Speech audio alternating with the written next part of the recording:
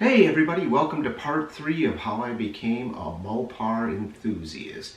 So my friend had bought the 70 GTX that needed to be restored, but he ended up wanting something that he could drive right away and not have to wait. So he picked up a 71 Challenger 318 3-speed manual, and I put a picture of that at the beginning of the video. He had that, and I bought some magazines, and I seen that back then, you had to buy magazines. There wasn't YouTube, there wasn't the internet to look at. So I bought some magazines, and I saw that there was a big Mopar show in Columbus, Ohio, the Mopar Nationals. So we decided that we were going to go ahead and drive the 71 Challenger from Minnesota to Ohio to go check out the Mopar Nationals. And kind of while we were getting prepared, I started building my Mopar literature collection. So yeah, again, there wasn't internet back then, so if you kind of wanted to research things and that, you had to go ahead and buy books and magazines and that.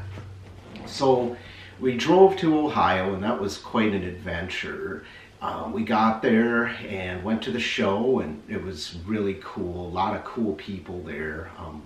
Good time, a lot of nice Mopars. But in the evenings, we would go cruising on Bryce Road there. And that was like getting to meet all the people, and they would yip and holler and yell, and we'd get, we had this Challenger. It was in primer gray, and it was a 318 3-speed, so it wasn't an RT or anything. And people were yelling at us, "Come on, Plain Jane, smoke them up." And yeah, it was just awesome. We had such a good time. And actually, people were doing burnouts up and down Bryce Road, and the police were there. They didn't really care as long as you didn't get carried away. They were fine with it.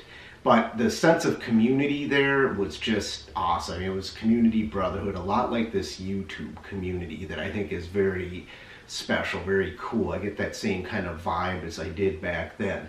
But after we attended that and met all those people and saw all the cars, pretty much that was it. I was Mopar for life at that point. So that kind of concludes how I became a Mopar enthusiast.